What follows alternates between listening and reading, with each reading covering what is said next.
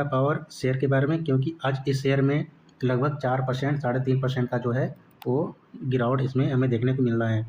और ये शेयर 7 महीने के निचले स्तर तक पहुंच गया है, यानी समझो कि 7 मंथ लो पर ये स्टॉक अभी ट्रेड करा। लेकिन सवाल ये है कि क्या यह गिरावट केवल एक नकारात्मक खबर की वजह से है या फिर कंपनी के मूलभूत आंकड़ों में भी कोई कमजोरी दिखाई दे रही है। आज के इस वीडियो में हम टाटा पावर के क्वार्टर फर्स्ट रिजल्ट जो अभी आए हैं कुछ दिन पहले, उनका रिजल्ट देखेंगे कि कारोबार की गुणवत्ता क्या है, एबिटा क्या है, प्रॉफिट क्या है और सेल्स वगैरह जो भी हैं इनके डाटा वो हम आज एनालिसिस करेंगे। जैसा कि पूंजीगत व्यय और सबसे महत्वपूर्ण जो है $490 मिलियन के आर्बिट्रेशन मामले को तकनीक रूप से समझेंगे। टाटा पावर को सिंगापुर इंटरनेशनल कमर्शियल कोर्ट से एक बड़ा झटका लगा है दोस्तों। कंपनी जिस लगभग $490 मिलियन के आर्बिट्रेशन अवार्ड को चुनौती दे रही थी, सिंगापुर की अदालत ने उस चुनौती को खारिज कर दिया है।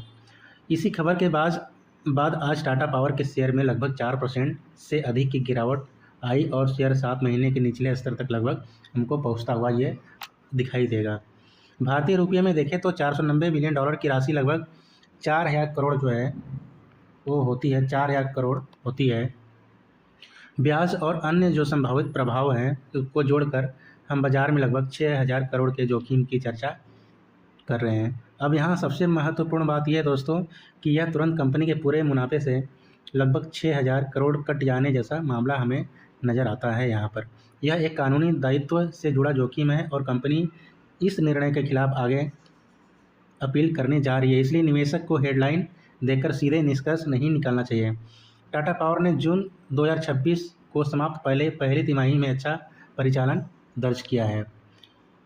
कंपनी का जो राजस्व रेवेन्यू है उसकी बात करें 19,051 करोड़ का हमें दिखाई दे रहा है, जो पिछले क्वार्टर में 14,900, इसके पहले 13,948, इसके पहले 15,500, पिछले साल के फर्स्ट क्वार्टर की बात करें 18,035, यानी कि क्वार्टर ऑन क्वार्टर या ईयर ऑन क्वार्टर जो है ये इम्प्रूव हमें करता हुआ यहाँ पर दिखाई दे रहा है। पिछले वर्ष की इस तिमाही में यह लगभग 18,035 करोड़ था, अर्थात राजस्व में लगभग 8% हमें वृद्धि होता हुआ दिखाई दे रहा है। अब जो है अगर इबिटा की बात करें, ध्यान दिया जाए तो कंपनी का इबिटा लगभग 4,249 करोड़ का रहा, जो पिछले वर्ष के 3,330 करोड़ की तुलना में लगभग 8% ज़्यादा है। इबिटा भी 8% इस बार ज़्यादा आया, तो ये थोड़ा पॉजिटिव संकेत हमें मिलता है।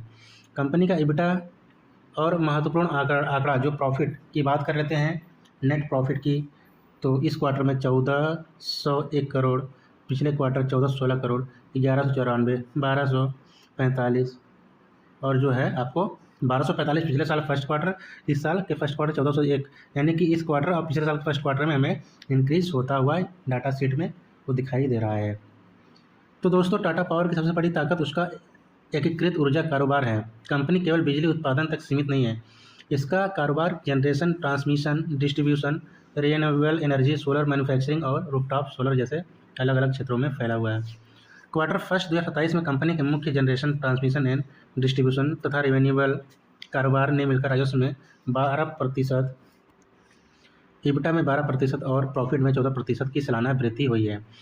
अब दोस्तों सोलर सेल और मॉड्यूल मैन्युफैक्चरिंग का प्रॉफिट तो लगभग 4 गुना बढ़ करके 371 करोड़ हो गया। सोलर में इसने अच्छा प्रॉफिट बनाया है दोस्तों। इसका मतलब यह कंपनी के नए ऊर्जा कारोबार में वास्तविक कमाई का योगदान धीरे धीरे हमें बढ़ता हुआ दिखाई देगा। सबसे महत्वपूर्ण अब बात करते हैं इसके तकनीकी कैपिटल बिंदु पर। टाटा पावर ने पहली तिमाही में लगभग 5,375 करोड़ का पूंजीगत व्यय किया। दोस्तों ये एक्सपेंस की बात कर लेते हैं, 15,191, 12,301, 10,800, हालांकि एक्सपेंस हमें बढ़ता हुआ दिखाई दे रहा है। इसका फ़ायदा कंपनी को कैसे मिलेगा ये समझते हैं।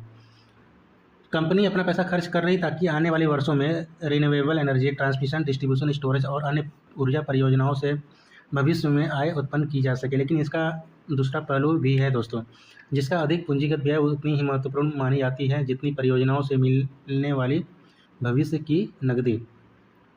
इसलिए आने वाले तिमाही में हमें सिर्फ प्रॉफिट नहीं देखना होगा, हमें दूसरे पहलू भी देखने होंगे, जैसे कि कंपनी का ऋण कितनी है, ऑपरेटिंग कैश फ्लो क्या बता रहा है, नई परियोजनाओं पर रिटर्न एंड कैपिटल कितना मिलता है, और सबसे आखिरी रिन्यूएबल एनर्जी परियोजनाओं कितनी तेज़ी से बिजनेस को चालू रख रही हैं। अब शेयर में गिरावट को तकनीकी देखते हुए पहला संकेत साफ है कि बाजार ने कानूनी खबर को गंभीरता से लेता हुआ दिखाई दे रहा है। इस समय निवेशक को 3 चीज़ें देखनी चाहिए दोस्तों। पहली, आज का लो और क्लोजिंग लेवल क्या है। दूसरी, वॉल्यूम कितना आया है, और अगर गिरावट के साथ वॉल्यूम सामान्य से काफ़ी अधिक है तो इसका अर्थ हो सकता है कि बड़े निवेशक भी जोखिम कर रहे हैं। और तीसरा, सबसे बड़ा महत्वपूर्ण, सपोर्ट जोन। यदि शेयर अपने पुराने सपोर्ट के निचले लगातार टिकता है और वॉल्यूम के साथ ब्रेकडाउन देता है तो तकनीकी कमजोरी आगे भी बनी रह सकती है। लेकिन यह शेयर लोअर लेवल से मजबूत रिकवरी करता है, और अगर कुछ सत्रों में महीनों में आज के हाइस के ऊपर टिकने लगता है तो यह संकेत देता है कि बाजार में शुरुआती घबराहट को ऑब्जर्व करना शुरू कर दिया है।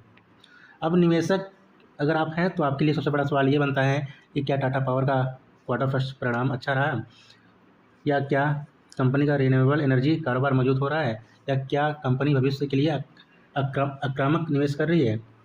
अंतिम निष्कर्ष दोस्तों यही बनता है कि अगर आप टाटा पावर को केवल आज की गिरावट देखकर देखेंगे तो तस्वीर नकारात्मक लगेगी आपको। लेकिन अगर आप क्वार्टर फर्स्ट 2027 के परिणाम देखेंगे तो आपको कंपनी कारोबार और कंपनी के भविष्य के कैपिटल एक्सपेंडिचर को साथ में देखते हुए तस्वीर काफ़ी अलग आपको दिखाई देगी। और दोस्तों एक नज़र डालते हैं कंपनी के मार्केट कैप कितना। मार्केट कैप जो है आप देख रहे हैं 1,12,060 करोड़। स्टॉक भी अच्छा है 28.6 है। ROCE 10.5। Current price 352। High low की बात करें 465, 342। डिविडेंड भी देती है 0.71%, और फेस वैल्यू इसका 1 है। ROE की बात करें 10.2% है। और वीडियो पसंद आए तो लाइक शेयर एंड सब्सक्राइब जरूर करें।